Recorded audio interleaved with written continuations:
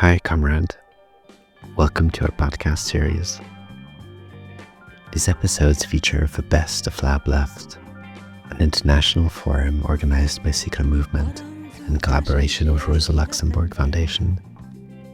We gathered in Budapest in November 2024 in order to discuss how to win from the left. Thanks for tuning in.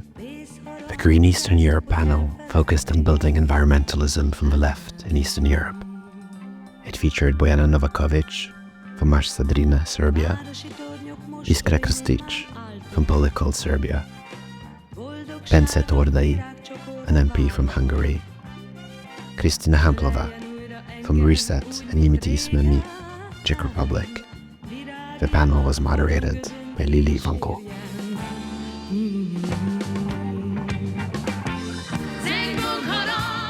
So we're in the dark after the first panel went down. It's cold. We're wearing our coats, cold outside but fired up inside because we just came out of a very interesting panel. Lily, what were your feelings or what are your main takeaways? I think the panel maybe also went slightly differently than I anticipated, but this is usually the case, right? Like, I think the two things I really wanted to discuss were the questions of what specificities Eastern European environmentalism might have, and sort of in line with the overall framing of the conference, this issue of coalition making, what challenges might come up, how to overcome them.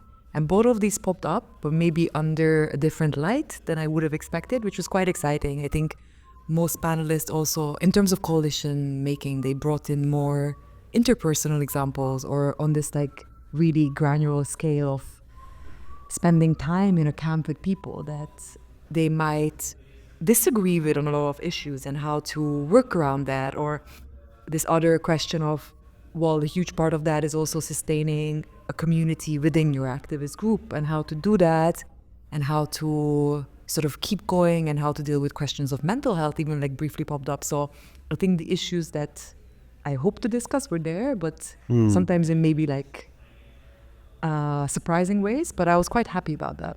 What surprised you exactly? Well, the people, also like took a different framing, and this is to be expected, I guess, but you never know what comes out exactly. I mean, there were some funny parts of this, like, this topic in itself maybe is not something that easily lends itself to humor, the green transition, but there... You'd be surprised. But yeah, there were some like recurring jokes and sort of what I also really liked, and it was something that I was really hoping for, that people sort of riff off one another. That one panelist would say something and this comes back, and this was there, I thought, so, which is always nice as a moderator that you're not just asking one question and then you get an answer, because then it makes for sort of a less dynamic conversation. It did feel a bit like a group discussion of actually people getting together and discussing challenges and not just saying their own shtick. Yeah, which was, I was very happy about that. Yeah, and I think what I liked about the panel, as you say, is the element of surprise. Like, we don't know how the green transition is going to unfold and is going in lots of different directions. Like, who thought like 4 or 5 years ago that Hungary would become electric battery superpower. And I think the conversation in a way reflected that. Anything in particular that you feel you could have talked more about on the panel? Yeah, I think I also try to very briefly maybe also frame it as like questions of ecological questions or questions of a green transition are never only about ecology, right? I think this is commonly agreed upon, and I try to incorporate it. And there's some panelists, for instance, Kristina, whose work that was really good, centered around housing. So I try to sort of bring this into the conversation, that it's never just like a single issue that you're organizing around, and this indeed like intersects with many other like elements of social life. And I think at the end we got a question on that I really appreciated. Also in the context of Eastern Europe, specifically in the context of Hungary, that sort of what often gets forgotten is how these changes or affect marginalized groups and what sort of voice there is for them, and often that actually the issues that say like a Roma community face in Hungary are more to do with their housing quality or their access to energy in the first place. So I think to receive a question on that was also a good reminder that yes, I did talk about the intersections of the social and the ecological, but this is way wider than we had time to discuss. And I think that's perhaps something a bit specific to the whole debate around the green transition, because basically this topic is everything, right? Because at the core, it's about what kind of planet are we living on and what are the next steps to take. And as you say, sometimes the most salient features of these struggles will be unexpected and will be connected to, land use or housing, or Bojana mentioned also this law they tried to pass in Serbia, which suddenly becomes like a lightning rod for struggles. Yeah, so I think we managed to in the end cover a lot of ground, and that's primarily thanks to the amazing panelists who really brought in like unexpected facets of their own experience and really spoke openly and honestly, which I really appreciated, that there wasn't like this, indeed, as you said, this like dull vibe of I have some lines that I reiterate, or I'm gonna talk about my research in a very academic way. And it was more about, it was a friendly atmosphere in which they could like openly talk about challenges that they face. Or the challenges, I think, is important, and also maybe you as a panelist felt a bit challenged sometimes. And I know it's not the most comfortable position to be in, but I mean, you handled it great, and I think that shows that the questions here matter, and it's not just some abstract issues.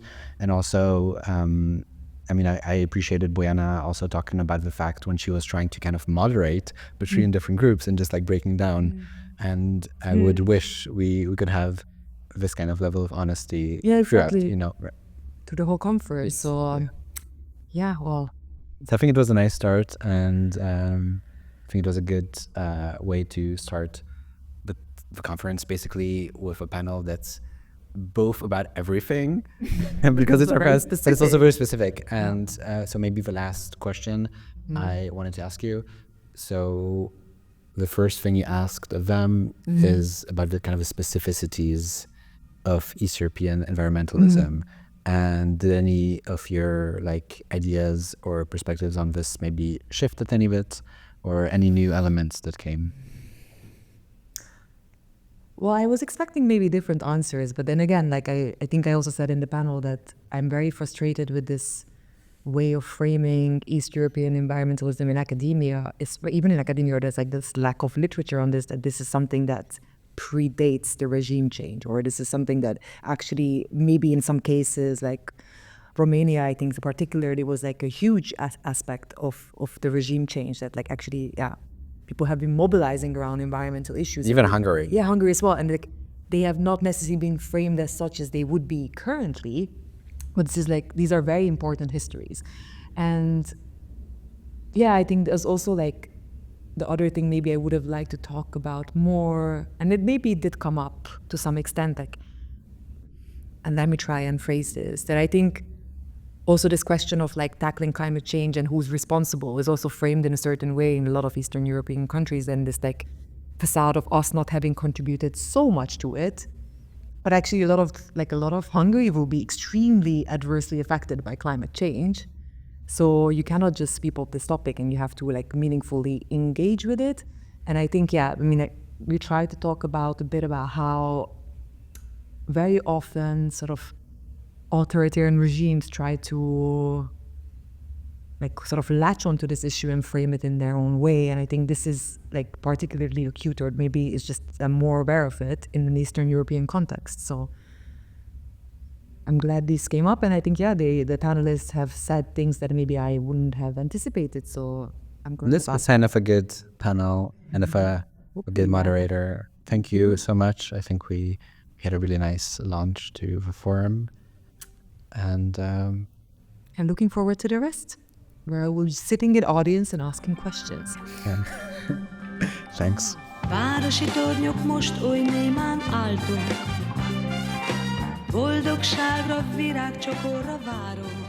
So I will give a brief introduction to all of you, and I hope not to mispronounce any names of organizations rather than your actual names. So I will go in no specific order. Maybe you can also wave when I say your name so people know who you are.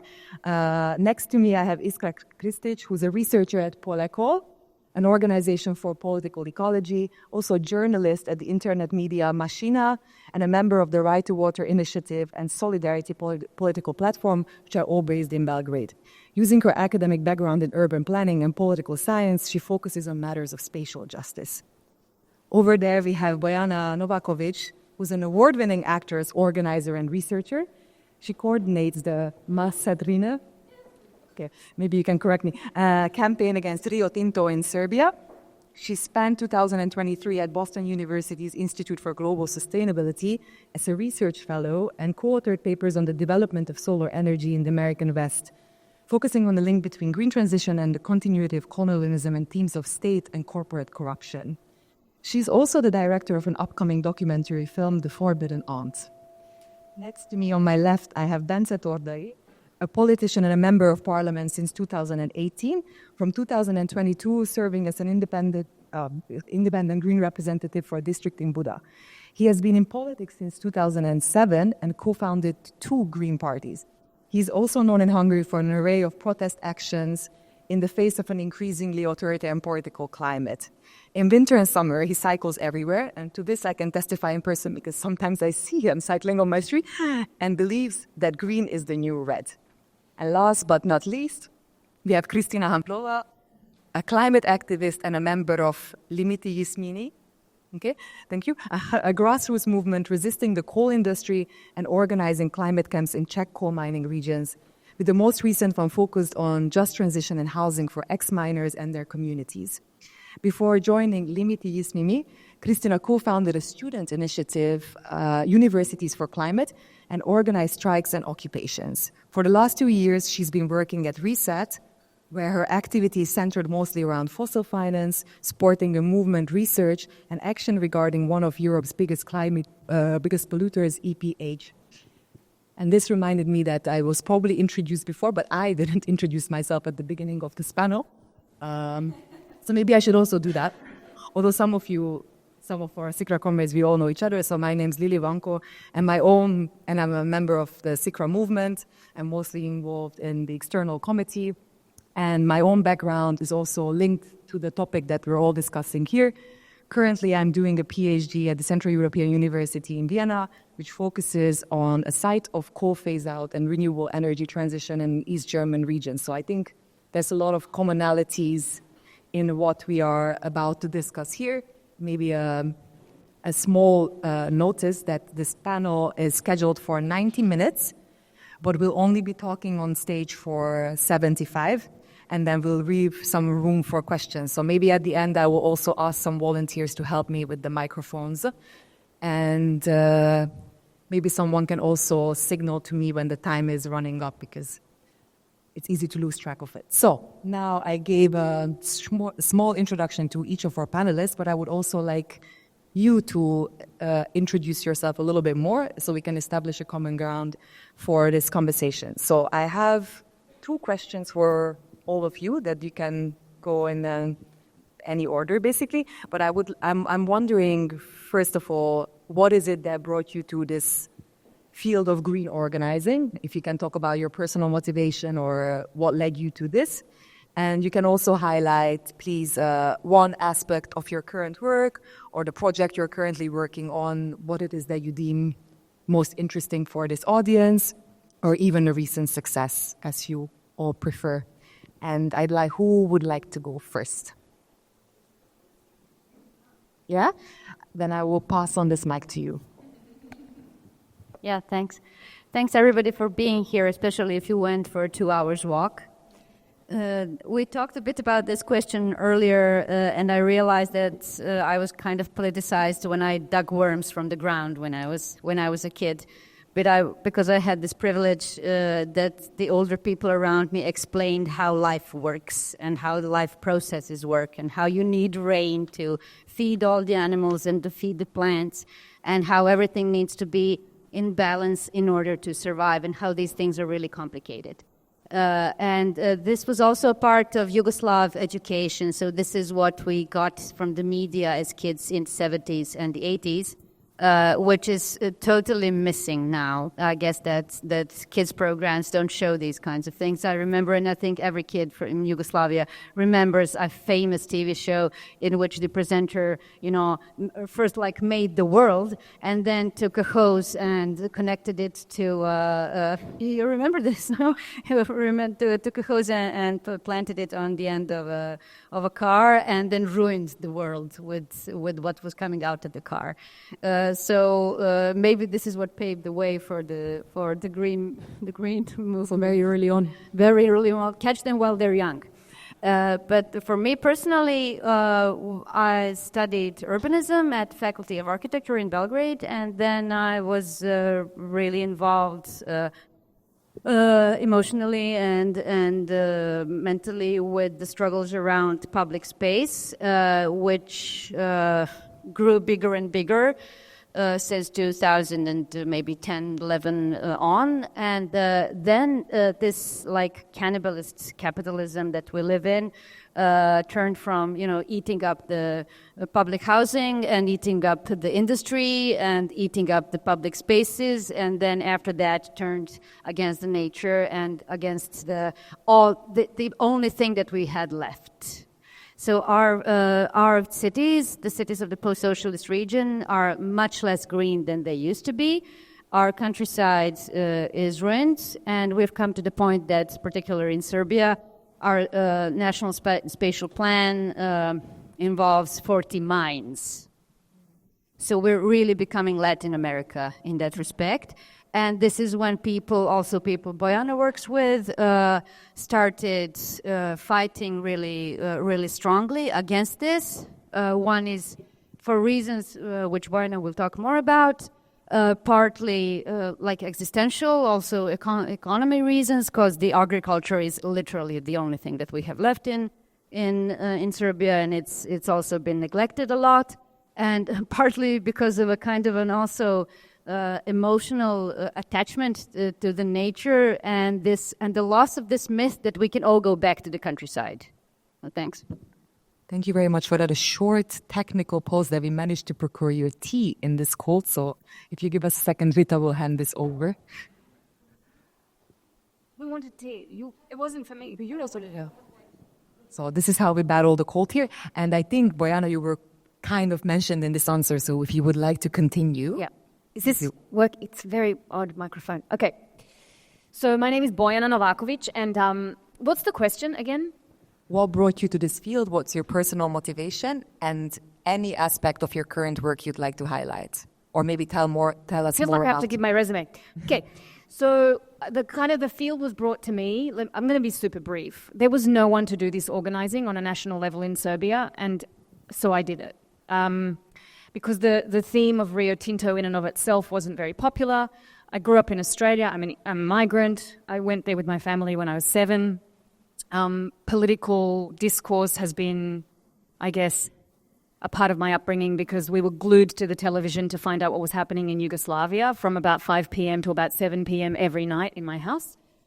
The first, I guess, protest I organized, I was 14. There was no internet, so But yeah, it was a school walkout and 3,000 kids turned up. It was in Sydney. It was against Jacques Chirac's nuclear testing. And then since then, personally, I've always been involved in whatever is happening within whatever community I'm living in. But in 2020, during COVID, as much as I sort of did certain work in the US, because I live in the US, I did a bunch of work with Black Lives Matter and White People for Black Lives because that was what was the most important and relevant sort of element of the community I lived in, which was in Los Angeles, and there was a whole bunch of prisons being funded and things like this. In 2020, I went back to New York where I live, and there was a bunch of diaspora from Serbia sort of discussing police violence. That led to discussions with other civil society groups, and that led to someone mentioning that Rio Tinto was in Serbia wanting to open a lithium mine, which then made me think, we can make this big. I know we can make this big. That was my only thought, is like, we can literally use this theme to kind of open up conversation around environmental justice, green transition, all of it. And so then I approached a group who had a good,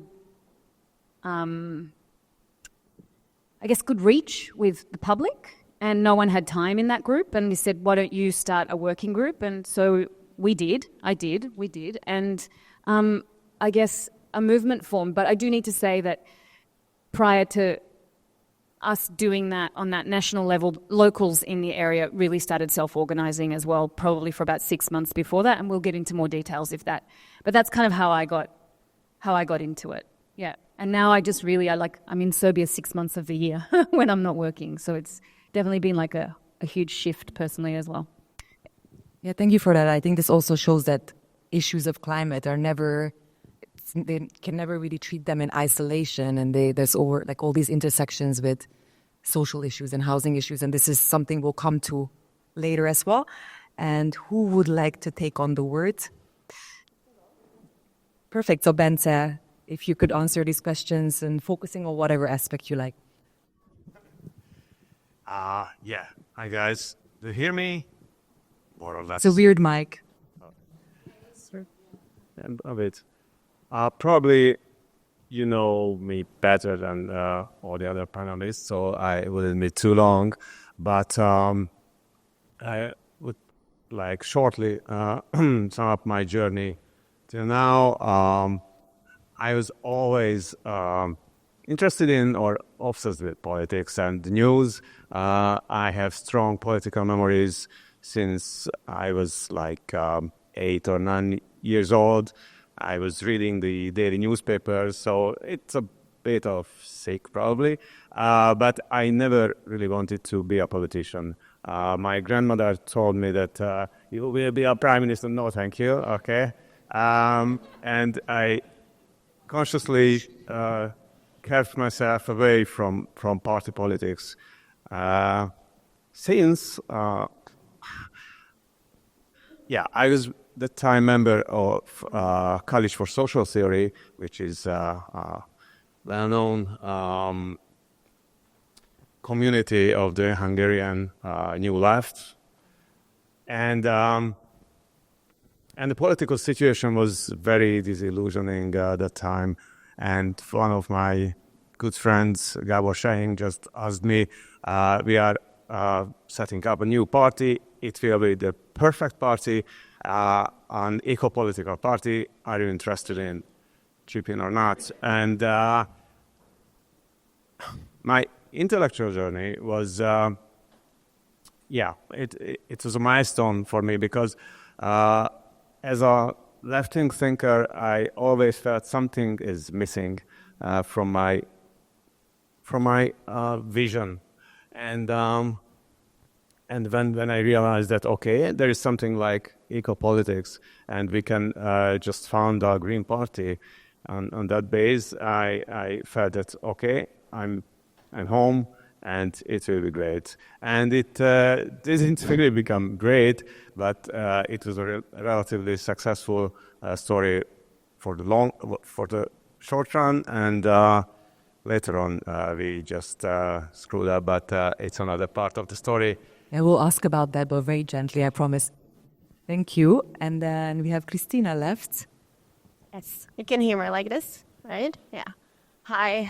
So I think I love talking about this because everybody has such a unique journey to what was how you were brought into the movement. Mine is also really different. I come from a really very right-wing family, and both of my parents are far-right activists. So I was for very well nice. Need to lose. Yeah, well, yes. So the dinners are funny, you can imagine, but yeah. So for a long time, I just shared their views. I even remember that when Margaret Thatcher died, I shared her picture on Facebook, and I wrote that I'm very sorry for this because we should have more women in politics like she was. So you can see the journey I've come. It was a long way. But yeah, I mostly got like radicalized or changed my mind or something on the issues of housing in Prague and on empty houses that I saw around and homeless people. And I didn't really need like much political education for it to not make sense or for like me to figure out, wait, there's like something wrong about it. But I then joined and became active in the climate because they had better infrastructure and they could actually take people in. So I think that was the issue, and I always just wanted to organize for social justice, and I didn't really care about the particular issue. That was it. So I became like heavily involved in the climate movement, and then like it kind of led me into the realization that there's a big like disequality or like big differences even within the Czech Republic, and that the coal regions are really like living on such lower standards than even us in Prague are. And I think like right now what I'm doing is like mostly I'm like organizing a campaign against EPH, which is this like huge coal and gas company that is owned by a Czech billionaire. So like we connect people from different countries who have their critical struggles, and we help them organize and we help them with information and resources and stuff like this. But I think what is like more interesting or more relevant to like you guys from your work is the work that was already mentioned that we did with the ex-miner communities where we like resisted and are still resisting evictions of ex-miners. I think we can get into that later, so I don't need to take up more time. Yeah, I would love to get into that later. So there will be questions on this. Thank you for introducing yourselves as well. And then now we'll move on to these thematic blocks that I mentioned at the very beginning. So I think I find it quite interesting to talk about sort of Eastern European specificities of what is unfolding, what is the green transition, and maybe as a way to sort of frame this issue, my experiences, and it's something that I'm very often like disillusioned or angry with, is that there's this like notion that environmentalism became a thing in Eastern Europe after the regime change, and all these Western ideas flogged in, and then Western NGOs came and taught us like how to care for the environment. And this is something like, okay, I'm simplifying, but there's a lot of literature there's this prevalent notion, and there's, I think, to dig out sort of literature or work on the sort of roots of environmental thinking in Eastern Europe actually requires a lot of work, like often like archival work. So it's like there is a history that I think is not illuminated in the way it should be. And we don't need to get into the historical details, but maybe as like a sort of framing that, yes, like Eastern Europe also plays a part in like propelling a green transition, and this is not built on sort of like Western roots necessarily. So then I was hoping we could sort of discuss issues around this, or even like more contemporary issues of how you see this unfolding currently in Eastern European context. And I don't know if any of you, or this is just like my own personal hill I will die on, or if any of you have any thoughts as to like what you see as sort of like a specificity of Eastern European environmentalism in your own work, working with communities even, or like your own upbringing, like do you encounter sort of like regional environmental histories? Are they important to you? Are they being erased? Or is it the part of your work to try and sort of reclaim these? So I don't know if anyone would like to speak to this. Can you just repeat the question a little bit? Sure. Okay, I have a long question. So what do you think, are there any specificities to Eastern European environmentalism? And what do you make of sort of like regional environmental histories?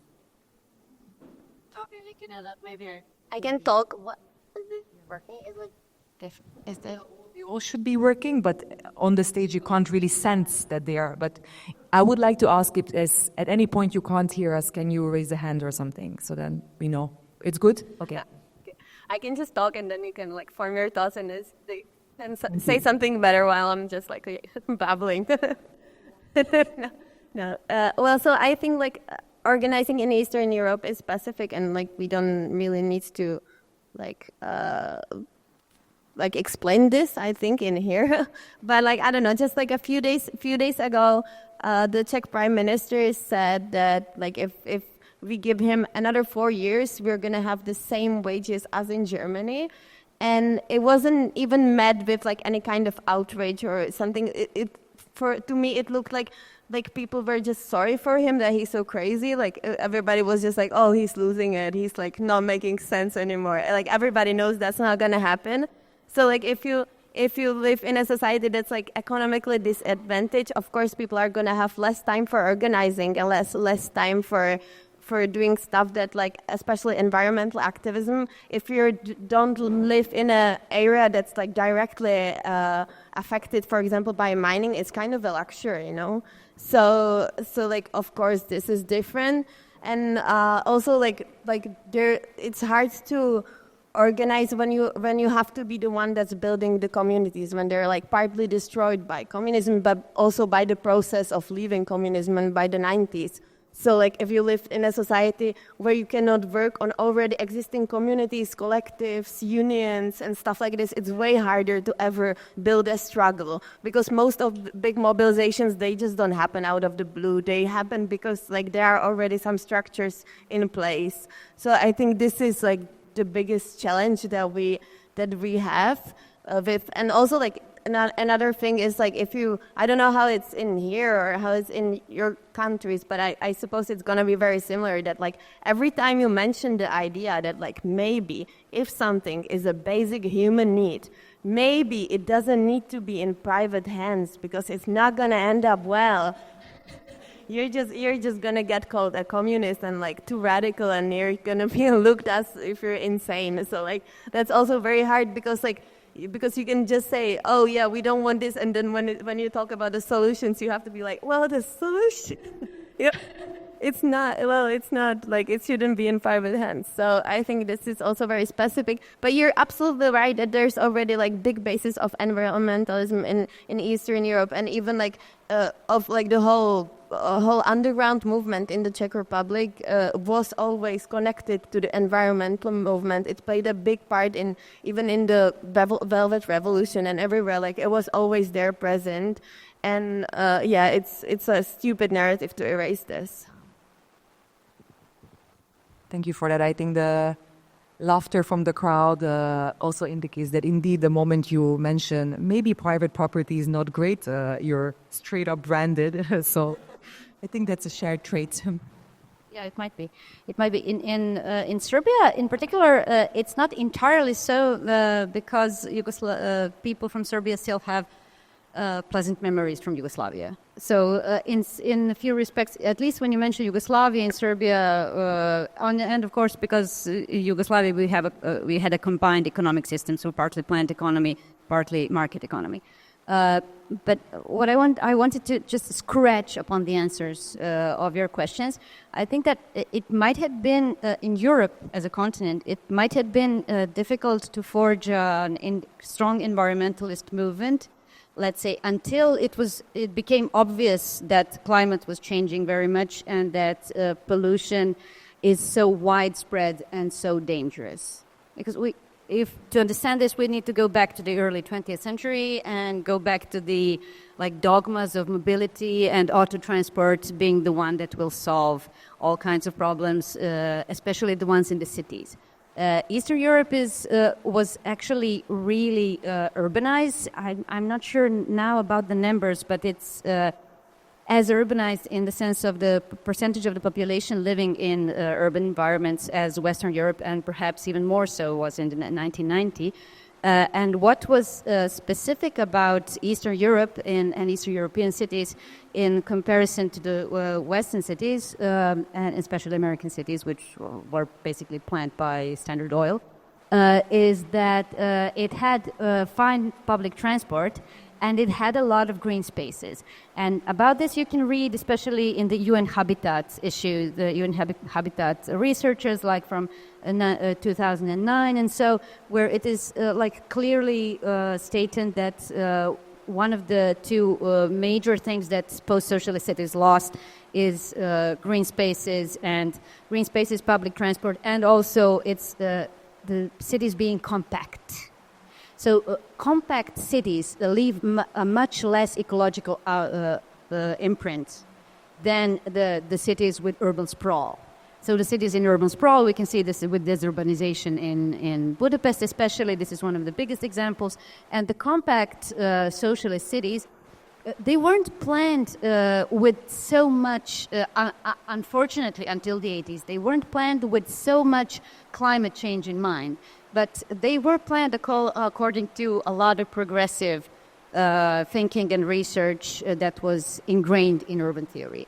And so to come maybe just to another 2 points, I think that it had been obvious to the political and academic elites already in the 70s that there is a climate crisis. And I know for a fact that a part of the Yugoslav parliament was aware of this and also took public transport because of this and didn't go by car. But each time that a kind of the question of how to plan this solution was mentioned, especially in 1972 during the energy crisis, basically the majority didn't find this interesting. So the oldest, I would say, civic society institutions dealing with it, the civic society organizations dealing with it in Yugoslavia are from the late 70s, early 80s, and this is something that you can dig in. And also just a quick reference with regards to how the European environmental movement might differ from other movements. I would say that now the division is not between East and West, and might have never been, but between the central capitalist society, the central capitalist in states, and the peripheral ones, because the peripheral ones are increasingly being used as dumping sites and as places of colonial exploitation.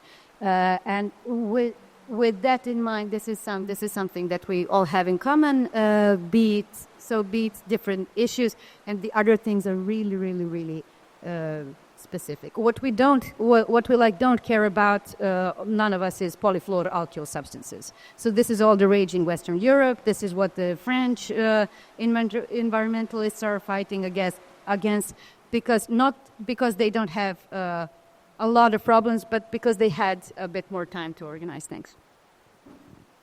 You can keep the mic. We might get several of them. Thank you. And I'm glad that this language of sort of core and periphery also enters our discussion. And I tend to be the one who brings it in. So I'm glad it also came in. And it's also kind of interesting to see this shift, because also between core and periphery, if you see with certain extractive industries, actually, it's not only the periphery and the semi-periphery, but also certain core areas are now shifting. If you look at sort of like this onshoring of lithium mining even, or of like extractive industries. So I think indeed you are right that this is probably a better framing to understand these global processes of between core and periphery and how these align with each other and how this might shift. I have more questions in this section, but if anyone wants to speak to this, I will not keep you. And maybe moving, and thank you for this was fascinating. Maybe moving into the more contemporary question as well, is that I think what is something that we can also observe, that even sort of like authoritarian or right-wing governments sort of are dovetailing on this green transition boom, and they are trying to sort of carve a way into this. And you see this also, I can give you, to make this a bit more specific, I can give you a Hungarian example. The Hungary now is on the path to become basically the electric battery factory of Europe ultimately.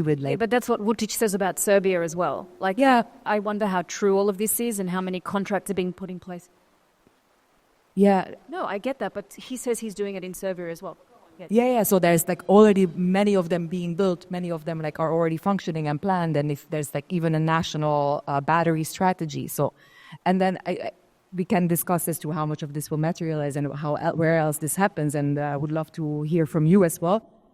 But what I wanted to say with this primarily, that this is also framed as something that will benefit the Hungarian populace, that this will be sort of like an economic boom, and this will create new employment opportunities. And actually, this is the discursive framing of it, that this is what the government's doing, and it's also in a light of tackling climate change. But if you actually scratch the surface a little bit, what you really see is local communities actively organizing against this, and you see hundreds of environmental issues already of batteries being discarded in places, poisoning rivers, poisoning soil, and you see massive labor issues And yeah, you can see, I mean, I will not go more into the Hungarian context, but also Hungary's sort of, despite the rhetoric on migration, actually there's a lot of third world laborers who come in to work in these factories. So what I wanted to say, or what I wanted to ask maybe, is how do you see this like green pivot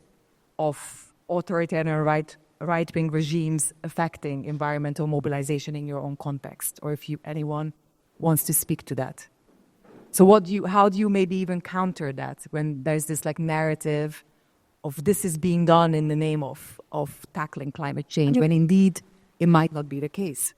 I mean, you look at me, but I don't think that Vučić is a right-wing politician. I think he's a neoliberal who uses cartel-like tactics. I don't think he's right-wing at all. I think he uses nationalism, and he kind of appeals to the right in Serbia, but he's privatizing the country. These are not, this is very not right-wing. This is not a guy he uses the rhetoric of our country, our Serbia, et cetera, but he's privatizing the country to the, the highest bidder or the lowest bidder sometimes. So I don't feel able to kind of discuss that in terms of any other context other than the rhetoric of his politics, you know what I mean? Maybe Szikra can talk about that, but... The mic. Okay. Okay, maybe... I just think it's like really important for us to define what we mean by right-wing and left-wing. I think it's super important for us to define that, even in this conversation in the context of this, because actually the environmental movement has a huge leg of right-wingers who do want to protect the environment. And I think until we start discussing that unity or conversation between these so-called factions who actually have more in common than elitists, and it's interesting to me that on this pamphlet, and I understand it was written with the most amazing intentions, it's a beautiful pamphlet, but elitism is not mentioned.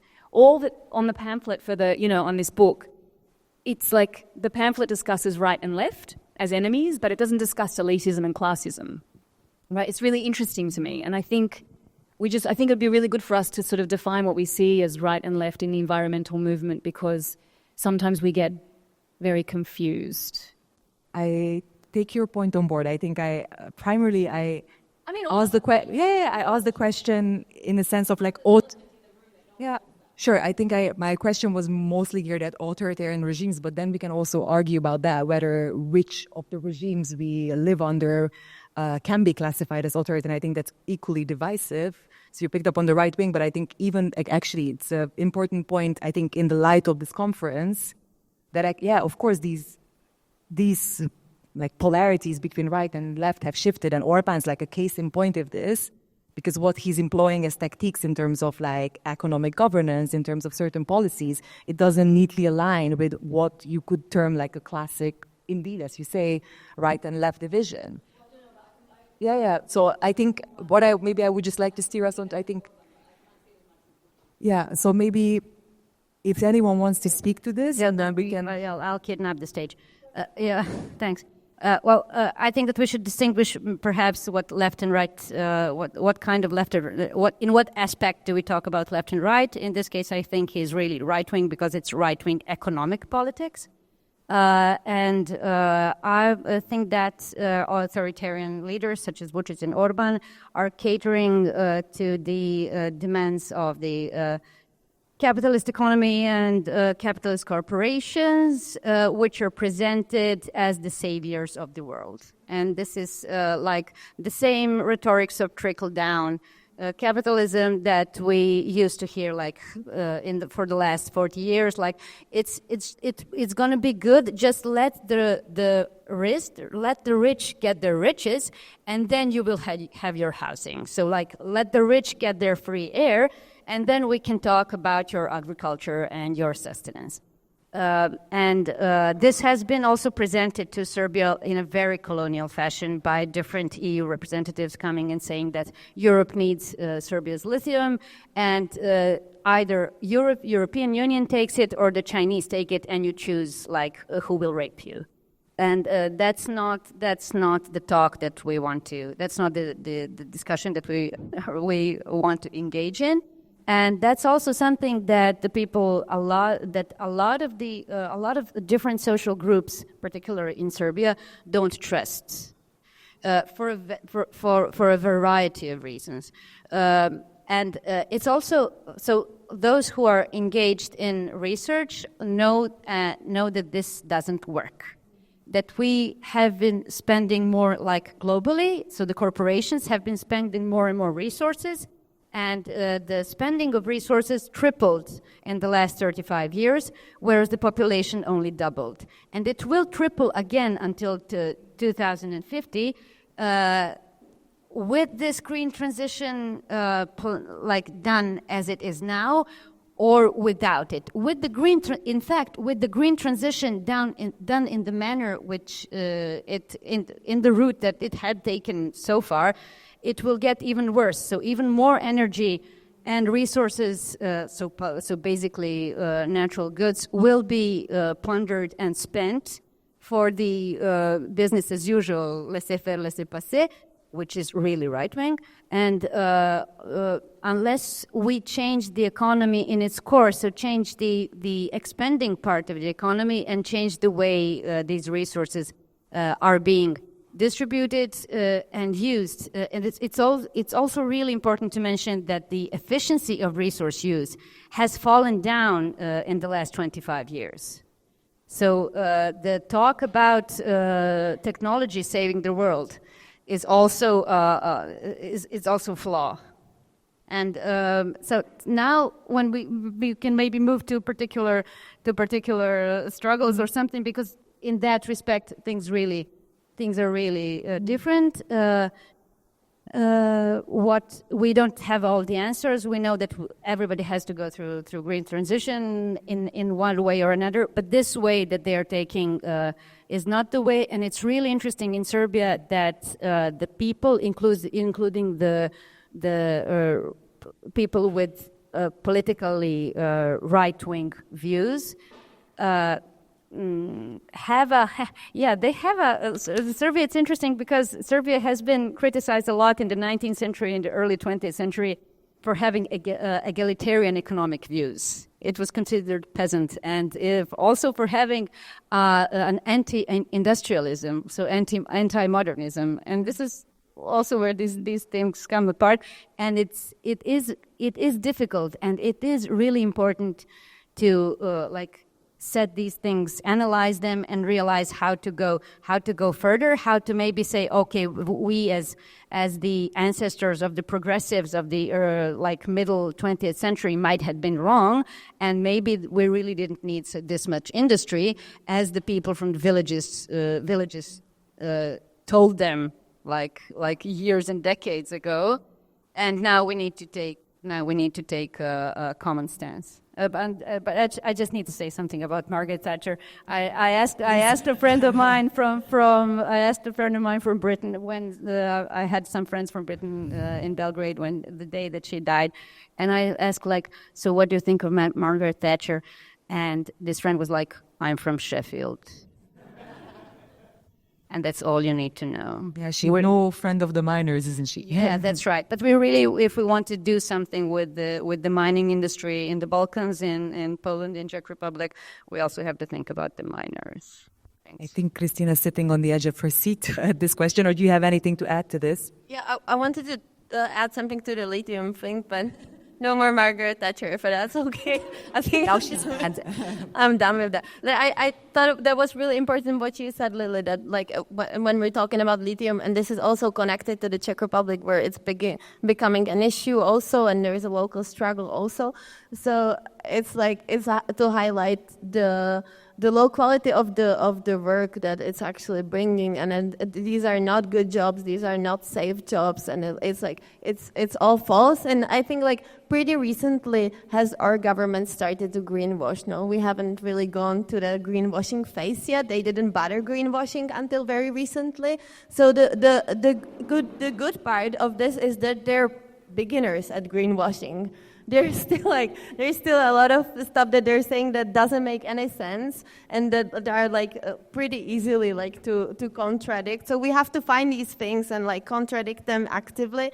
But also what I think is important in the cases as lithium and as other mining communities in general is and this doesn't also go for the other side, this goes for our side and for our movement also. It's time that we start to treat the people that live in the areas affected by this as actual experts, because we very often we write articles, we organize conferences, we make documentaries, and we ask everybody else. We ask everybody from a different university who has done anything ever connected to mining, but we don't ask the locals, we don't invite them, and we don't treat them as experts. And there's nobody with a better expertise on this than the people actually living there and resisting it.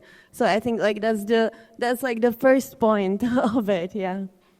Yeah, I agree with you completely, but we have to also accept that a lot of those experts are right-wingers, and we have to talk to them. You know, so this is super important, and if we're talking at a panel and it's called Left Lab, this is really great because we've got to open these discussions with these people. The amazing thing about Serbia, and something that let me just backtrack, because you did ask a question about the battery stuff. And look, the Critical Raw Materials Act, which is adopted by the European Parliament in March of this year, is a law that basically legalizes more mining. And it allows for European taxpayer euros, to be, used and given to mining companies and extractors in the public interest and strategic interest. And the weird thing about this law is that it's a green law, but the only entities that support this law are government, mining companies, and the space and military industries, right? And banks, of course, banks, but yeah, but they'd support anything they make their money from. So it just happens to be these things right now. And so this law is supposed to be the green law. The Green Party voted for it, members of the left voted for it, members of the far right voted for it, but a lot of members of the far right also voted against it. And so this is why I keep bringing these, and I always get like, Bojana, stop saying that. It's like, no, these are the absolute conversations that we have to have, because we can't choose the people who own the land we're protecting, particularly in spaces where land is privatized, and it is right now. Do you know what I mean? So this is why I'm so keen to ask you questions about your parents and like what they do, how they do it, why they're so good at it, how they organize. Obviously, we don't need to like. That's very different. Like, I don't know whether what they do about climate, But what we have in Serbia is this incredibly special, unique movement that I haven't seen anyone talk about anywhere else. And it doesn't mean that like I'm besties with the Chetniks, who joined the Nazis, by the way, if you don't know the history. And that's also, they dispute that constantly. But it does mean that I share a tent with a woman who makes rakia and makes cheese, and we share a tent for 5 days, and she proclaims herself as a right-winger, and I say you're a feminist, because one day, when you die, people will be studying the history of your life in feminist classes, because you're a woman on a farm, writing poetry, being banned from schools because of your poetry, because of your political stances against lithium. I mean, this is crazy stuff, and then you have members of Iskra's group speaking to her and saying, hey, some of the speeches you say, like you start them, and you start them like some Chetnik leaders, just maybe don't do that, and like discussing with her why that might be a problem for some people and why that might divide people and might make the people think the movement's a bit far right or it's going to the right or it's, and this dialogue is incredible. So, and this is really hard to do. It's really fucking hard to do. I'm not going to lie to you. Sometimes I want to kill people. But sometimes I want to like literally kill people who are on my political spectrum and my side of it because they're being chauvinist or they're being sexist or they're being misogynist. So in a way, I don't know, like we've bonded, I'm like kind of taking this into a more social and sort of part of the stuff, but we've bonded with people I never thought that I would be friends with. And we've opened up conversations interpersonally. The movement itself, and this is a really important agreement between every single person who is part of the movement genuinely. So there are definitely right-wingers who stand on the environmental movement and say shit at protests that is absolutely inappropriate, and they get reprimanded. But the movement itself, the individuals that are central to this movement have all agreed we do not discuss these things publicly. Like we do not stand at protests and say we hate this group of people or that group of people. And in fact, what started to happen is that the Chetnik woman starts to talk about religious equality and, it's just this incredible kind of stuff that's going on. And I just think that the interpersonal dialogue is sort of as important as the overall organizational element, and it's really, really hard. It's really hard. You want to get back to the question.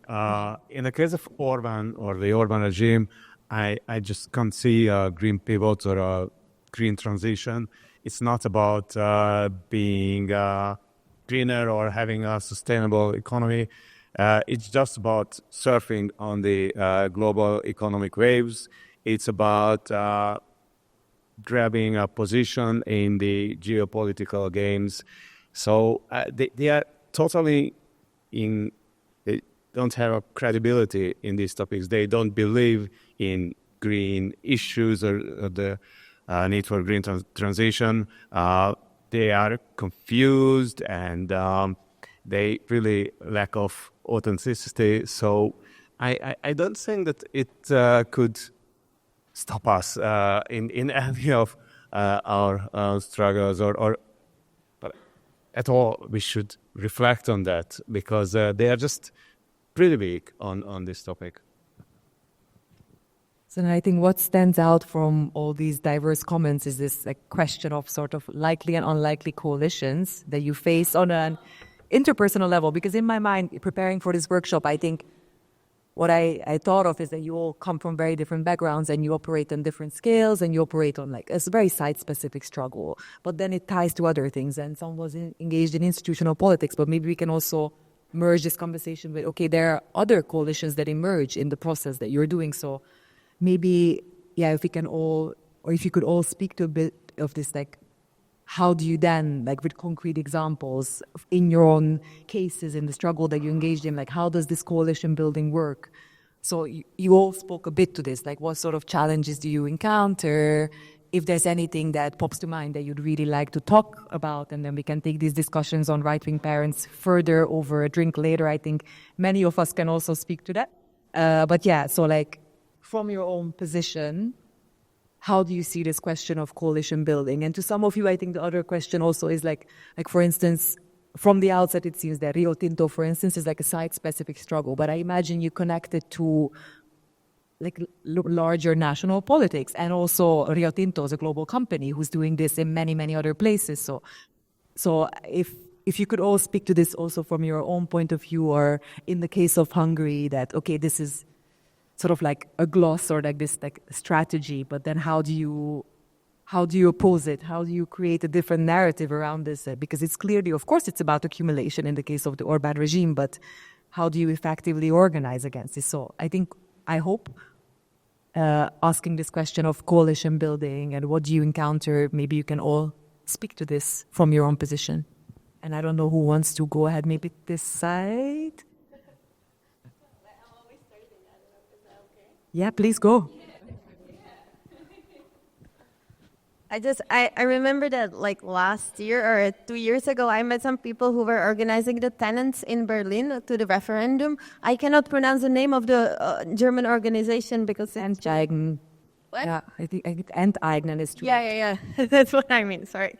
And I remember that they said that when they were building this huge coalition that ended up doing this great thing, that they had specific people that were designed because the rest of the organization knew that they could speak to somebody who's racist and is okay with that. They're calm enough and kind of not influenced by it enough so they could talk to a racist. And then they had to different people who could handle different stuff, and they managed to build a super diverse coalition that had immigrants in it and also people who were kind of racist. But they all managed to have this one shared goal, and it was a huge success from my point of view as on the organization level. So, but I thought this was a fascinating story, but to my work it doesn't really relate because for example, when we're organizing with tenants from the ex-miner communities or from people from coal regions or something, I very often find out we have more in common than with a common city liberal person. So it's not really an issue. And also the thing is I don't know if this is a wider thing or something, but from my experience, it's mostly women being involved in these struggles, and I just feel we share a lot because there's a shared experience with this. So the coalition building isn't that it's not such a. Well, maybe if I could ask a question that I think in this, so you're working with specific coal mining regions, then is maybe a question of how to sort of scale this up and make this issue matter to outside of that community. Yes, please tell me. I wouldn't know. Like we try. Yeah. So ask somebody who's maybe more successful. Would you like to jump in at this point? I'll jump in. Yeah, I'll jump in because when you talk about coalition building, I really do feel like the coalition building happens from, like, there's so many levels to it, right? There's political coalitions, there's social coalitions, there's movement coalitions, there's national, international, local there's so many different facets. But the first thing that comes to mind right now, because I've been doing this specific project for 4 years, is like the coalition built between the core team is so crucial because our mental health is shot. Like, it is hard to build coalitions with people who have different political ideologies and different levels of wealth, different levels of class. Like, we also have that in different academic learnings, very, very different understandings of even what the history of our country is, what the history of our ethnicity is, what our culture is based on, what it's not based on. And I really do, like, I don't really share about this, but I think I'm going to have to because it's a really young audience. Like, the first time that we formed SEOS, I moderated this meeting where, like, all these different groups from local Serbian groups got together. I had met them all and introduced them all from, I was in Melbourne, Australia, and they were in Serbia. And they all lived like 2 hours from each other, but I was in Australia. And so I came back to Belgrade and we had this meeting. And it was so stressful that I had the biggest panic attack in the middle of this meeting and started crying and could not stop crying. And they hate it when people cry. They can't fucking stand it. And it took about a month to build. They thought that I was being manipulative or something. I just had a panic attack because it was so stressful speaking to all these different people and trying to have them not fight and, and then letting them fight and then listening to the fight and thinking this is all going to fall apart and we're not going to make it work and Rio Tinto's going to come here and burn everything, And it was like, this is what coalition building is. Like, it's not like, oh, we're going to sing Kumbaya together and we're all going to talk about ideologies and you're going to convince someone of something. It's like making these spaces where people can fight, share, talk, and actually holding that space. And it's really, really taxing and really stressful for everyone involved. And it was amazing to watch this sort of umbrella of, like, local group then, but themselves come to terms with their own differences, not on that day, but even just later, and kind of having this stance of, this is the aim. And I know of stories where, like, different farmers have to, like, stop other farmers from going to, like, the anti-gay march or like being seen with the anti-immigrant guy because one guy is anti-immigrant, but the other guy understands that he shouldn't be, but then his wife is totally left.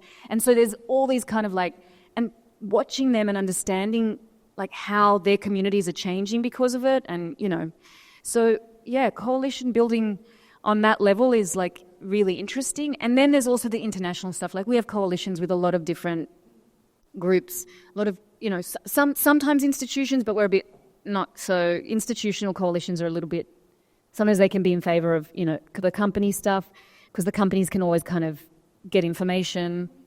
So yeah, we do have really amazing, we had this signing of the other declaration, which was this declaration that we started, and it involves, like, Serbia, Spain, Bosnia, different places that are in danger of being mined by lithium. And Chile and now Argentina, because I just went to Argentina recently, so, like, they're going to, Portugal. Yeah, thank you. She knows more than I do, and I signed it. Yeah, that's true.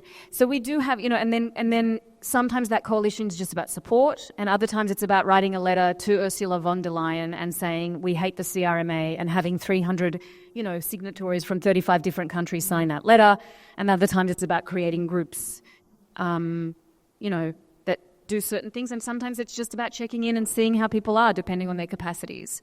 So, but the one thing that I've noticed about the coalition stuff is that it's making people like Vučić and authoritarian governments and companies very scared. They can't find a leader to arrest. They can't find an organisation that's at the centre of it. And they can't figure out how to infiltrate us by making us fight because we already do. This, like, right? They're shocked that Serbians are, like, getting along and being able to, like, really, like, unify on this level because they definitely know how much we fight, and we fight a lot. you know. Yeah, They still can't beat us. So it's like really, it's really I think that resonates in Hungary as well, that Orban's deadly scared of any organizing that might not be a direct threat to his power, but it's not something that you can put your finger on so easily. So, and yeah, thank you also to speaking to this sort of interpersonal micro scale of coalition building, because it's not all signing papers together and having a monthly meeting, that indeed this is the nitty-gritty every day impacting your life kind of thing. So, and I think you want to say... Interrupt if it's about Margaret Thatcher. No. She's banned now, she's banned. First a Western leader that spoke about climate change at the UN. Oh, and then all the problem list was amazing, and then the solutions were terrible. But she was. Fortunately, this squeeze really terrible. So anything apart from Margaret Thatcher, please. Yeah, definitely. Like 10 years ago, we were devastated and tried to warn that we will lose all of the abstract stuff that nobody is guarding, like the public space, which had been dubbed no one's, and like the public housing, which has been dubbed like it belongs to no one, etc., etc. And especially the fine-tuned institutions that had been forged throughout the 50s and the 60s, especially, and that had been there for the people, enabling like a civilized existence, and which nobody thought that could just go away or be taken away. So for a large portion of time, it's only been the political scientists and like the former left defending these abstract institutions, and we warn that we will come at a moment where things are being like robbed taken literally from our hands, and the soil will be taken from our feet. And unfortunately, this is the moment that we find ourselves in. And this is like Nokia connecting people, violence connecting people in this particular case. So this is the violence that a lot of different social, economic, and whatever groups feel on their skin. And this is why we are in such an interesting political situation now in Serbia. Please watch the news if you don't have enough anxiety.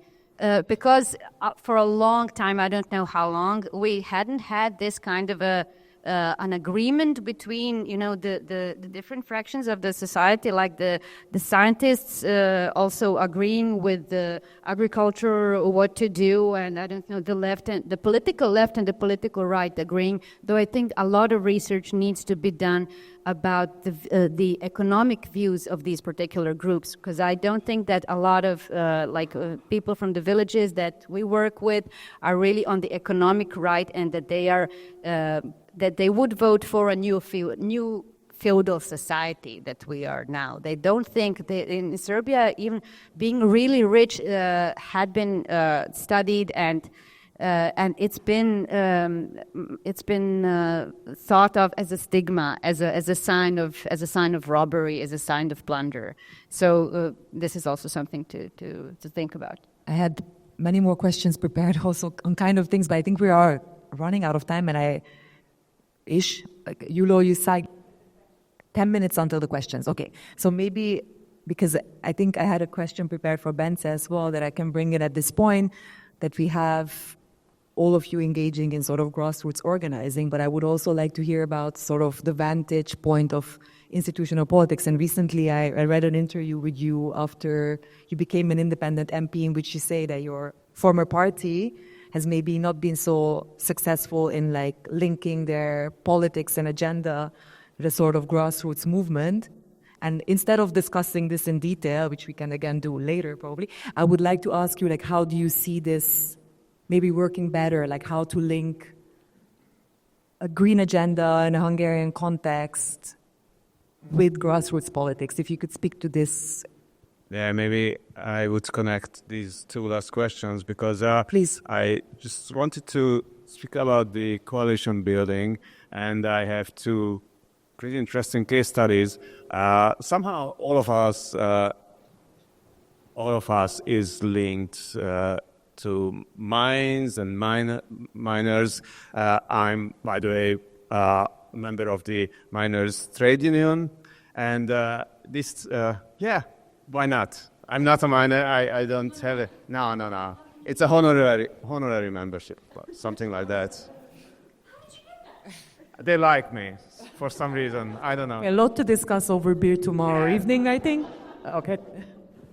Don't care. But And then from like you have to earn like $30,000 and then you cut it in like, gee, sorry, I can't bring it in. But we have two different stories concerning mines and opening or reopening mines. One is happening in Recsk, Heles country, which is a pretty poor part of the country, and the other one is located in Csobanka, which is close to Budapest, a pretty nice village and full of well-educated, middle-class people.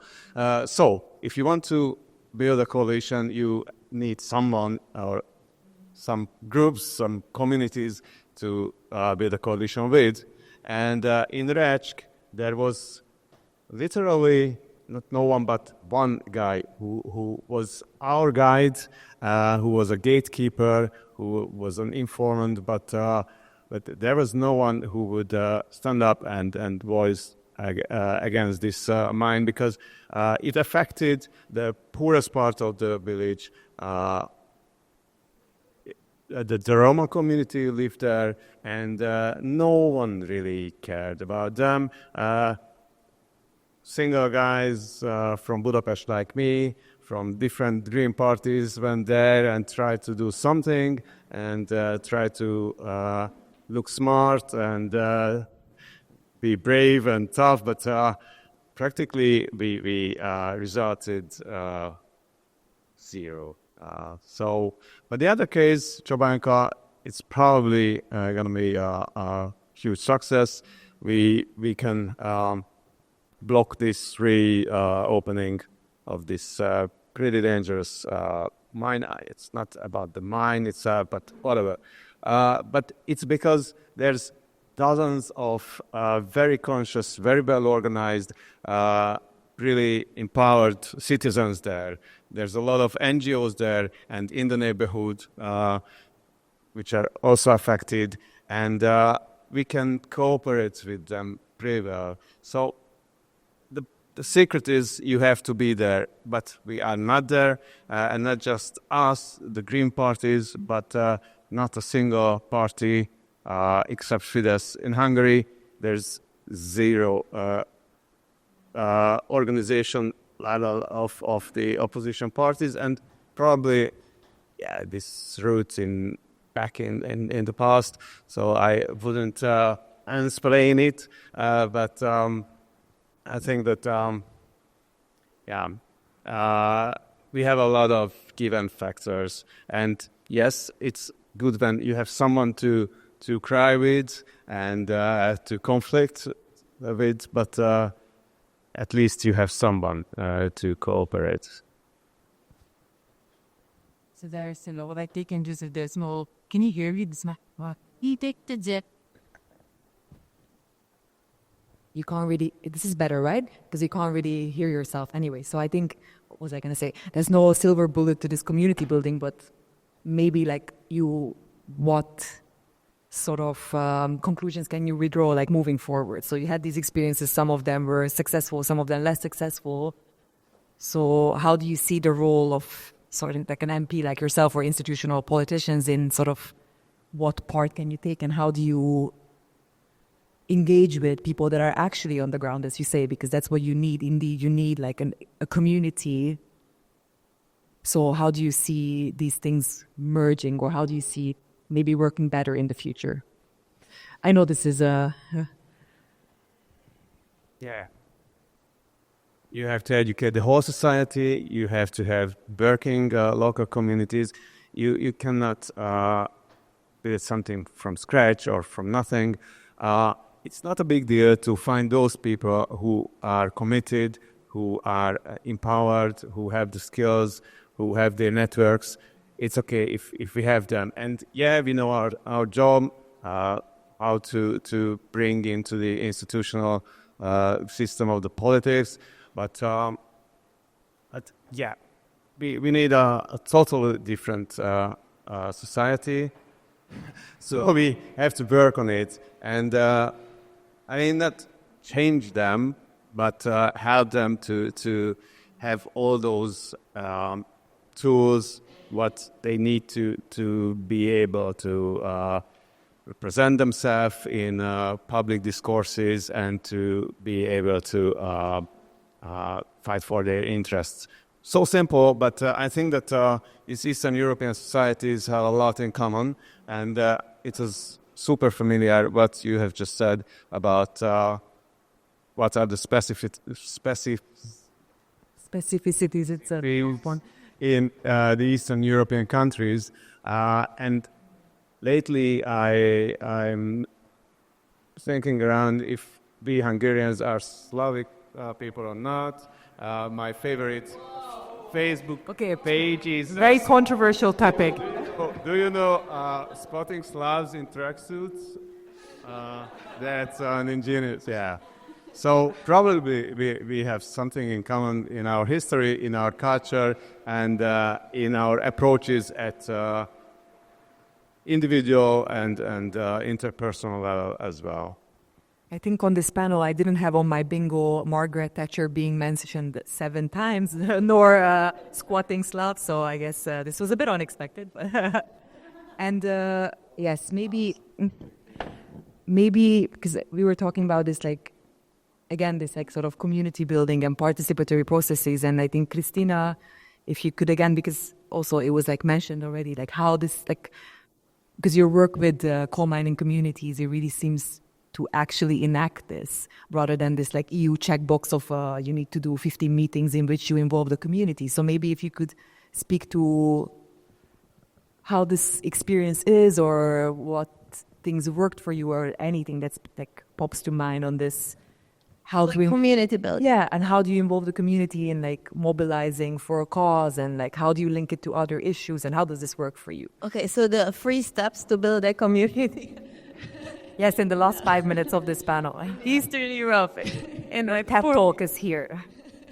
No, it's just like I don't want to take credits for something I haven't done. So like what I'm gonna talk about now is like was done by different people in my organization, but I didn't participate in it. And like that was like the first just before like when the whole process of just transition was starting. And the fund was still getting talked about and stuff like this. One of the first things that people from our organization did was that they took bikes and they went around the coal regions, actually like organizing like debates and talking to the people and like organizing the participation about the future of the region that the government and the European Union didn't do. And from like these conversations, they have prepared some suggestions on what to do for the region and how to support it. And of course, there were like environmental stuff and stuff that were connected to work, but also like stuff that like were maybe not directly seen as a work on participation. That is, for example, like private debt collectors, because a lot of these, and the canceling of private debt collectors, because a lot of these regions are like highly in debt, and like of course you're not gonna participate in politics if you like have so much more on your plate. So all of these like economic issues that can lead to a society where people can actually participate and can take decisions, and like where they can have some trust that if they voice their like wish for their region or something, it's actually gonna be heard, which is also like unless people have this experience, they're not gonna like participate just to have a vision or like something like this. So first there has to be some like at least little cases where the participation worked, and also there has to be like economically relief so people could actually have the time for it. So that's, I think, it. Yeah, this is incredible. Yeah, no, I just looked around.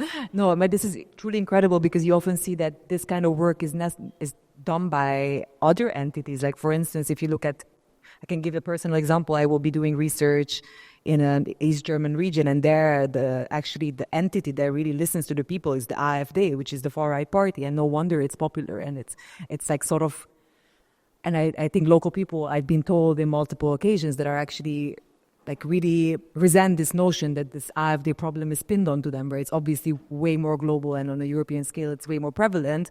But the AfD is probably the only entity that actually goes and talks to the people and tries to represent their interest. And you can say, well, represent or kind of mobilizes this like sense of abandonment of people. So it's like incredible to hear examples where it's not necessarily a far-right party doing this, but actually people who cycle across the region and talk to the ex-miners.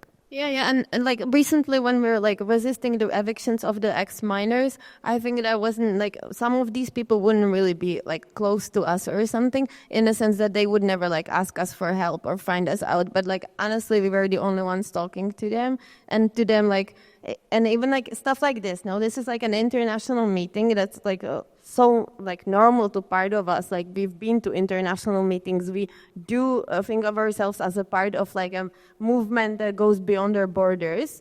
But a lot of people from like communities affected by mining or something, they don't have this sense of doing something. And even just like a small thing as like letting like inviting these people somewhere, or like having these people as speakers or something, letting them like feel that they are actually part of a global movement, it can do a lot for like their involvement and for the communities getting built and stuff like this. I don't know. How are we on time? Maybe if I can ask you, Lo, who's looking at me. So meaning we have 10 minutes? Okay, so I think I don't want to do a fake, happy, optimistic ending, but what you ended on with, I think was quite nice to end this part of the panel. And now we can also, unless someone has a closing word, I won't stop you. You have an anecdote. Okay, then maybe let's listen to your anecdote. And then in the meantime, if I could ask two people from Szikra, or one person from Szikra, to pick up one of these mics for the audience question, or this one? Okay, then I pass the mic on to you. I'll keep talking about the people and the participation, because that's what we've been focusing on, and hopefully in another panels we will see what the political parties are doing, and they're doing shit. But my anecdote is at least optimistic. But so back in 2012, a small village in Montenegro tried to fight against the government for their clear air and soil and water, because they were victims of an illegal dumping site to which even the medical stuff went. And they formed this is one of the first like environmental movements in the Balkans. So they like formed the road blockades and lay in front of the trucks and stuff like that. And they were really pissing the government off, and then they realized, and it's Montenegro, so it's really like conservative, and then they realized that there will be pride in the capital city of Podgorica, and they found a rainbow flag somewhere, and they hung it out, and they say, okay, we're with the LGBT, but it's some godforsaken part of the country. But what they actually felt, it didn't stay like on the surface of their minds. It wasn't just a political trick, but they realized that they had a common enemy, and they started thinking about the similarities and the shared problems and possibly the shared values with the members of another oppressed group. Does this work? Yes. Well, thank you for that. And with that, I hand over to the audience. So if you have a question, please put your hand up, and Yulo will find you with the mic. And this could be addressed to the whole panel. If it's like specifically to someone, maybe please do say that to whom your question is addressed. And please don't be shy if you have any questions. Just raise your hand. I know this is the first panel and we'll warm up, but we're all very friendly here.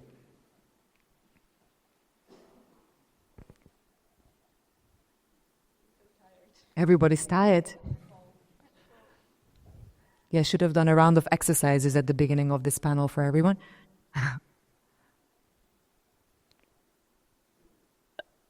Okay. I can ask a question. You have a question? Please go ahead. Okay, because I was thinking about something that all of you kind of touched at some point, is I think the discrepancy between what we would like to have as a green transition and what we have as an offer right now, and how that offer is not really satisfying to a lot of people who are precarious workers. And it's very, very hard to have them commit to this cause, not only because they don't have the time, which is also completely true, or they don't have the energy, or we don't have the energy, but also because what we are offering to them is bullshit. What we are offering is, buy a Tesla and it's going to be better for the environment, or how about you don't take your car and we have public transport, but actually it takes twice as long because we haven't invested in it in 10 years. So my question, I think, is how do we change the offer that we have so that we can actually get people on the side? Thank you. Tough one. Anyone wants to, but a very good one, thank you. Anyone wants to chip in? But it's been done. Is this one working? Yeah, all of them, I think. It's actually kind of been done before. It's not like there wasn't Bretton Woods after the Second World War, with like people sitting down and saying, oh God, this kind of a messy circulation of capital, of financial capital in the interwar period really made the crisis come so soon, and now we're going to restrict the circulation of capital to make this economy maybe last longer in stability. So this is now we're being conservative because we're trying to find our legitimacy in the past and not in the future. But still, there must be a lot of methods and models from the heterodox economy which we can popularize as much as we've been popularizing other stuff that we're acquainted with, to also to work together with the people who just feel that this kind of neoliberal globalization that we're still going through is not doing them good and is not doing their environment good. So this kind of I think Bauman's human consequence of globalization came out 25 years ago or something. That's quarter of a century. And it's been obvious that it will come to this.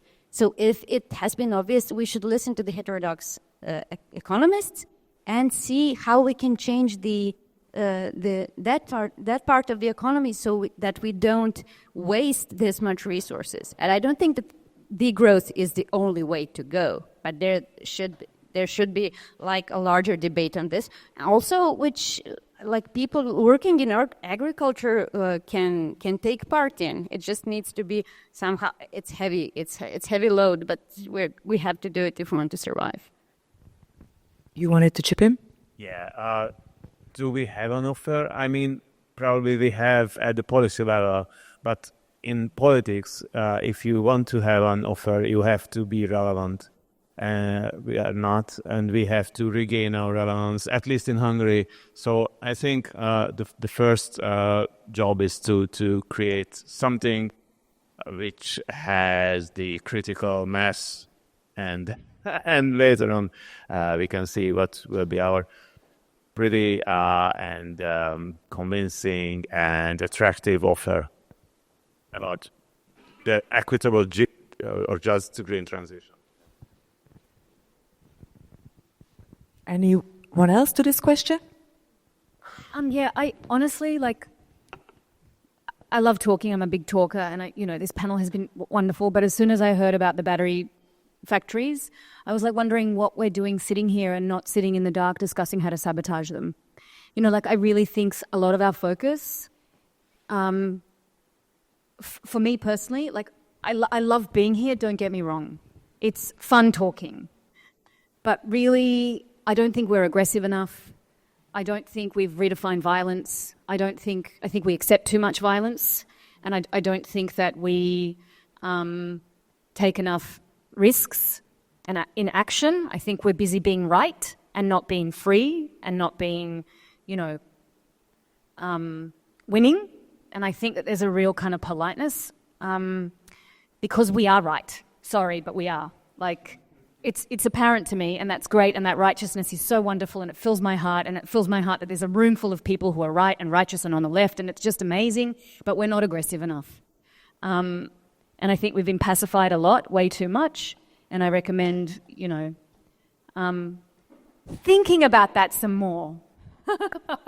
No, I don't. Like direct action, and not even direct action, but actually civil disobedience and acts of sabotage, I think, are really the solution.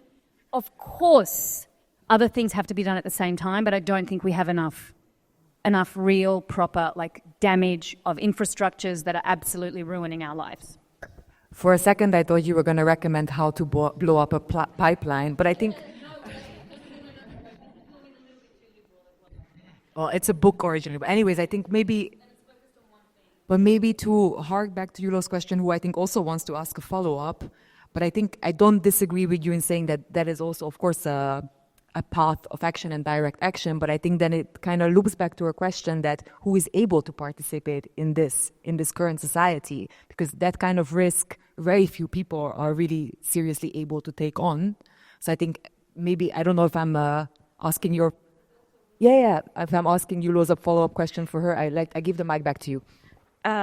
No, I mean, that's obviously a huge part of it, but I think also something that I was trying to think about is more, yes, we can sabotage, and yes, we can think of things that we don't want, but I also think that we need to think about the things that we do want that seem somehow achievable in the societies that we live in, accepting the realities of global capitalism, that of course we have to think about changing, but at the same time trying to be quick thinking about what we can do right now, which is proactive in the sense of not only resisting certain things, even though resistance has to be done as well, obviously, but especially because I think, and this is what's really tricky, and I think you try to allude to it, Lily, with your question about Orban and the lithium and the green transition issue, because basically if you go there as a green resistant movement, there's a very easy throwback of but we are participating in the green transition. What we are doing right, you can't resist this as someone fighting for climate justice, because this is part of climate justice, because we are building reusable batteries. Yeah, but lithium is not a replacement for oil. Lithium is, there's so many, these are all really easy intellectual arguments to make, I think, and I can give you a list of them. This is not a problem. I think the bigger scope of the problem is that we're getting caught up in the rhetoric of business, in the rhetoric of capitalism, and fighting them on their own turf. And I think this is a huge waste of your intelligence and our intelligence. This idea that we're going to prove to the occupier or fascists that somehow we're right and they need to change their minds. I just don't think they are. And until we affect their money, until the money and power is all these people, they don't care about our lives. Honestly, Orban, Vučić, these are really serious things. In Latin America, there's ongoing genocide of societies that are looking after land. They don't care about human life. So I think until there's a sorry, I think you want to say something. Yeah, just because I'm not I don't want to convince the elites. I don't want to convince. I'm not fighting. I'm just talking to you. I'm Serbian. No, my idea is not to try to convince the ruling class to try to destroy itself. My idea is to try to convince the precarious workers and the working class in the broadest sense to be for the green transition in a way that is also overarching and, let's say, necessarily anti-capitalist in that sense. Okay, this is really, I guess there's a question for everyone. Who do you want to convince? The people that are completely brainwashed and do not believe that the climate crisis exists? Who is it that you want to convince? And why do you need them? I guess that's the question. What do you need them for? I think in order to build the resistance and build the movement, we need people. At least in Hungary, Bence was alluding to this, we don't even have any people resisting. No, that's not true. For the battery factories, we have people resisting. But you know what I mean? If you want to build a mass movement, you need the mass. So, and that mass is not the ruling class. But I think you build it, and this is Field of Dreams, Hollywood. You build it, and they will come. This is how honestly, this was a really big conversation that we had in the beginning of the Marcia Drine, the whole thing and popularizing this. It really was. We just do our own work. We look after our community. We preserve what we hold dear, right? Whether that's the community, the land, whatever that is. And I'll tell you, maybe a concrete example of something that we did that really worked was that So we build this thing, right? We build the themes. We really take care of, you know, our campaign. And then when someone calls, we talk to them about what we do. And what ended up happening was there was a law that the government was presenting on expropriation, and it wouldn't have changed anything to do with Rio Tinto's rights, because lithium is of national interest, so you can expropriate based on that. But the law itself would have completely changed the rights of everybody else. And so we all, like everyone within the movement, just went, this is the legalization of colonization, and that is how we're going to, you know, promote this. And everyone just started writing letters, writing articles, whatever needed to be done, Facebook posts, political requests. I don't even know what they're called. You know, where you go to Parliament and you give a request for change of law or the dismissing of the law, a motion. Thank you. And we had a week where every group had planned something, and then there was this whole thing of like, everyone's planned something, we should do things together. And a lawyer basically contacted all of us and said, I think you guys should just don't cancel anything, please. I respect all of you, stop fighting, just everybody have their thing on their day. And by, you know, on the first day there was like 10 of us, we had a meeting with the European ambassador, you know, it was just like so awesome talking to him. And then on the second day, there was a smaller protest with about 500 people. On the third day, there was 10,000 people. And then on the Saturday, there was blockades in, you know, 50 cities. And then the next week, because people had been beaten, so these are things that you can't control everything. Sometimes the world will give you this stuff. There was people beaten in one of the towns. The next week, there was 100,000 people all over the country blockading for an expropriation law that had nothing to do with Rio Tinto. So maybe that answers your question a bit better, but for us, really, it's like just taking care of our campaign, our community, and then making it open to everyone else, rather than trying to bring people. And if it's not bringing people, that's also okay. If it's important to you, you've got to take care of it. Otherwise, who will? It doesn't matter how big it is. Something will bite as long as everyone's kind of, you know, yeah, I really think something will bite. She's been working on a campaign probably for 10 years that I don't even know about. No, I'm serious, right? Absolutely. And that I don't even know about that. I didn't know about that. That people are like, what are you doing with Rio Tinto? There's so many other problems. Yeah, I know there's other problems, but this is also a problem. I'm doing this. Other people will do other things, and let's help each other out. So, yeah, that's what we're here for, I think, ultimately. And Szikra would like to answer, and then just quickly before you do, are there any more pressing questions in the room? We're a little bit over time, but if someone...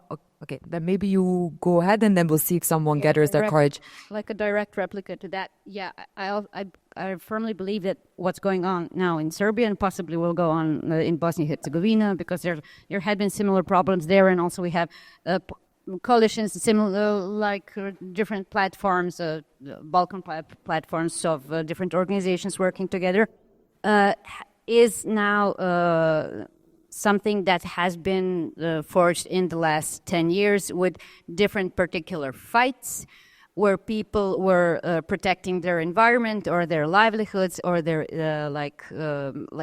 more or less lives because they had to, and just a bit of a digression, I hate participation. I would prefer strong institutions.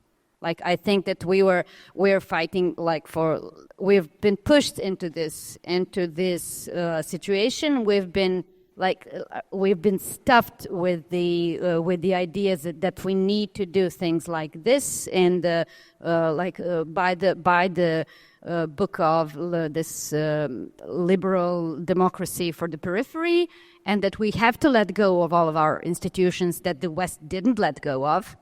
Because we've been wrong and we've been reprimanded for this being wrong, like socialism supposedly wasn't efficient, but so much more was going on, including different pressures from the World Bank and the IMF, which we are not talking enough about. But still, so people had to fight. In the end, they had to fight for their livelihoods, and they had been fighting for some 10 to 15 years in different fights, and they have to rely on each other because one group has this expertise and the other has that. But what also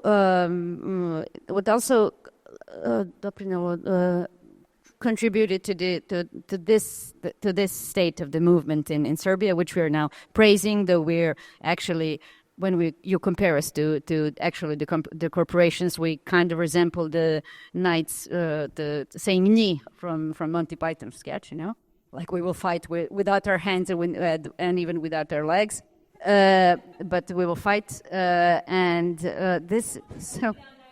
with our nails, yeah. What contributed to this was partly the subconscious knowledge of the institutions that existed during socialism, particularly in Yugoslavia. So different forms of organizing, and also the fact that people in Serbia don't want to go to the European Union. And now, according to statistics, more than 50% of people don't want to join. And this is something that I don't know how to put it other than that is contributing actually to the framing of these mining projects and foreign direct investment projects as colonial. And this is probably something that we have in common with Hungary. For better or for worse, this is a kind of rhetorics that Orban has been using since he came to power. So yes, maybe this can be like used to your advantage. I don't know. Yeah, exactly. We won't be a colony. It's Orban's favorite phrase, indeed. Okay, but maybe let's not end on this note, probably. I would like to again ask, I know we're probably just about over time, and it's cold and you're tired, but if there's any questions in anyone, Prem? Thank you all very much. This is not a super well-formed question, but I wanted to pick up on some of the things that some of you said, especially what Ben said earlier about the difficulty of organizing in a specific town because the people there didn't care about the poorest, who were Roma. And I'm interested if you could talk a little bit about environmental injustices, because I was quite environmental injustice as it exists in an everyday form. There are multiple numbers of people around Eastern and Central Europe who don't have access to the things that we take for granted, the clean water, etc., etc. And you mentioned, Lily, at the beginning that it's important to think about these issues intersectionally. So it's not just talking about environmental issues or about green transitions, but about how because of long histories of structural violence, there have been people who experience levels of deprivation such that participating or thinking about participating as political actors or organizers or participants in modes of rethinking environmental investments is beyond the pale. So, and I understand, I'm not saying that there's anything wrong with focusing on, green transitions and fighting against lithium batteries, factories, but there's also deep-seated ongoing structural issues in Hungary, for sure, which is a place that I know better than other places, but also certainly in Serbia, which impact Roma and other racialized groups disproportionately. So, along with the thing I'm trying to say is, could you speak a little bit about intersections of environmental and racism as they play out in Central and Eastern Europe? So who wants to go first? And I think maybe just and I hope everyone's all right extending the panel by this question. Just we'll stay a bit longer, and thank you for staying with us. Yeah, thank you for the question. Probably we all more or less know the literature. I just want to add some field experience from Hungary. I have a feeling that this regime and those investors who are backed by this regime are just testing the local communities. And if they see some strong resistance, thank you, vive la resistance. So strong resistance, they finally maybe and sometimes move on and find another place. And that will result in that those who are have the burst capability to stand up for themselves will suffocate from these investments, from these industrial plants and things like that, mines, all of these things. So all of our successes comes from relatively wealthier and more advantageous villages and towns, parts of Hungary, and that's why I'm pretty glad when sometimes we can surprise ourselves and we can have some smaller successes in rural areas, somewhere in the middle of nowhere, like in Nógrád County, where we had a huge demonstration against the local battery factory, and it was closed temporarily, which is at least something. Yeah, but it's super rare. Someone else wanted to answer this question? Yeah, I wanted to talk about racism.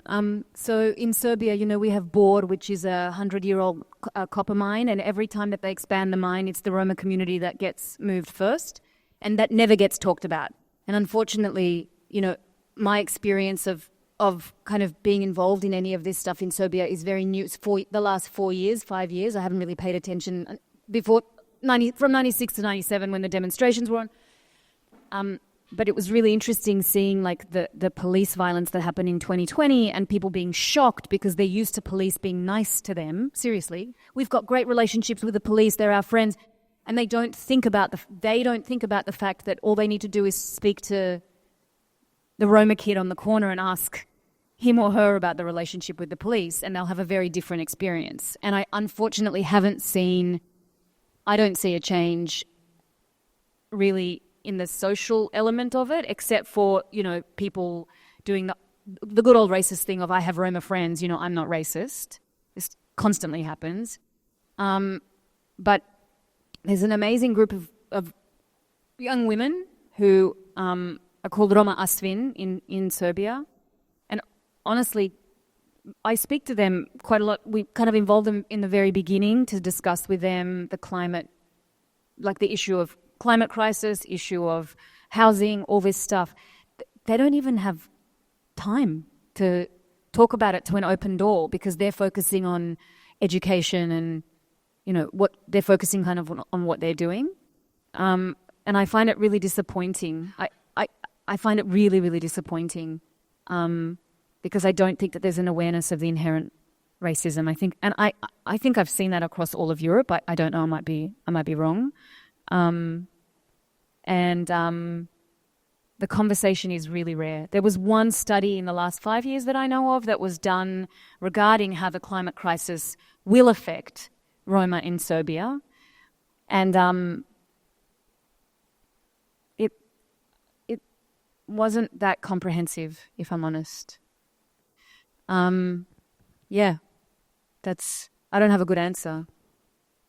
Except for I do believe that there is absolutely entities that are aware, that there is absolutely conversation and collaboration happening, but it's a very minor group of people. Is that maybe? Yeah. I would say that it's mostly the NGOs who are dealing with human rights, who try to help the Roma people either through institutions or by field work, and write about how they had been affected also during COVID, which came because of climate change and lack of access to infrastructure and housing, and how this particularly affected the poorest populations, which are largely Roma. But I don't remember a specific case of a coalition, so to say, between the Roma communities and so to say Slavic or whatever communities. of whatever confession, on specific locations where there were field work to be done, or specific. And so I can only speculate what would happen had some of the villages that had been affected by, let's say, a mini hydro energy or something, been half Roma. Maybe then we would, because then we had situations where very poor communities and very old communities fought off mini hydropower, and no reason for those communities not to be Roma, because Serbia in general is very poor. So we need to ask people who focus on that way. I don't have the answer. If I can maybe chip in for a last word, and I think then we can call this panel off already over time, but one of you said, I think, that often it's NGOs that do this kind of work. And to some extent, I can testify this. I myself work for an NGO. I wasn't running this project in particular that actually kind of deals with similar issues in Hungary, where it's like it's rather framed around issues of housing and energy poverty, which obviously have environmental consequences. And we did a lot of field work in a town in the south of Hungary that's mostly populated by Roma people as well, where there's no connection to the grass grid. So they are using wood to heat, which has huge environmental implications, and also on their own health.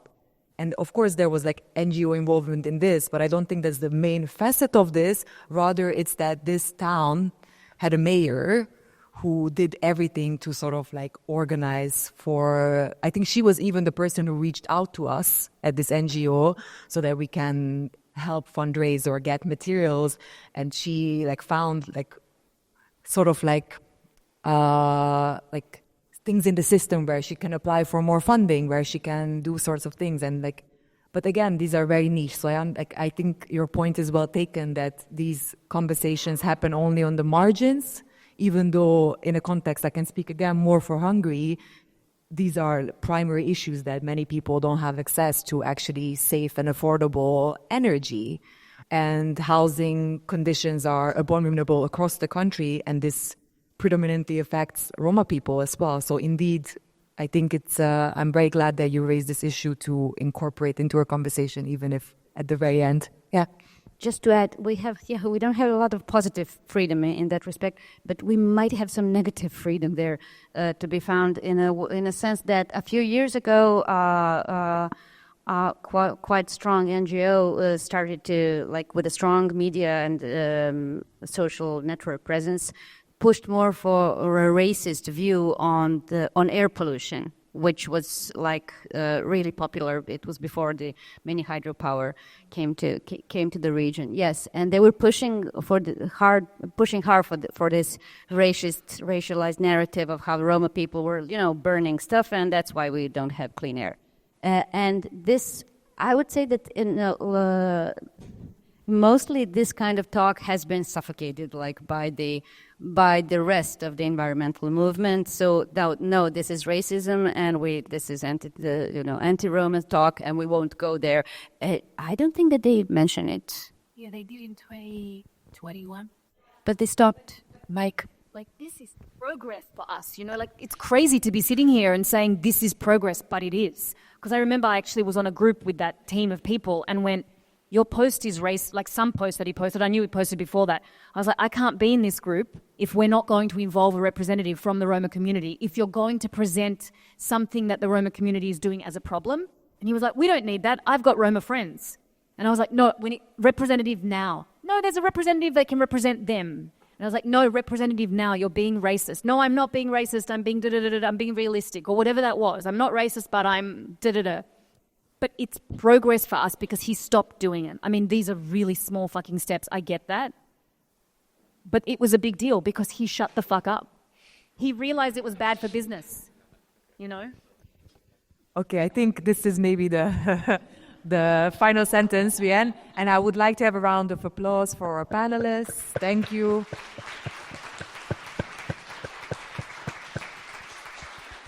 As well as to our audience for bearing through the cold, and we promise that tomorrow we'll try to improve on the heating situation. we'll try our best. And I feel like Yulo has some final words. No. Okay, then on that note, thank you for attending the first day of this conference, and I hope to see many/all of you tomorrow in a hopefully warmer room. And once again, thank you to all of you for accepting the invitation and for your contribution. Thank you. Thanks for tuning in. To find every other episode, follow our feed. This episode was produced by Lab-Left-nek. Thanks to everyone who made it possible. Zengok harang, veled együtt zeng a szívem, őt látom, jön már felém. Musikál a világ, velem örül a nyár, tudom én, jön a fényborús napok után. Hozd vissza őt, végtelen nagy szerelem.